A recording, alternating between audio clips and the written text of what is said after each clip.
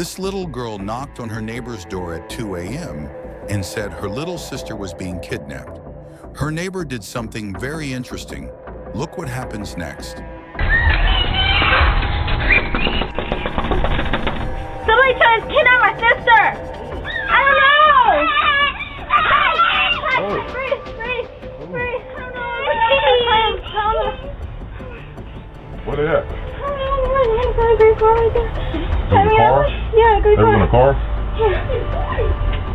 You need to call your mama or something? You know your mama number?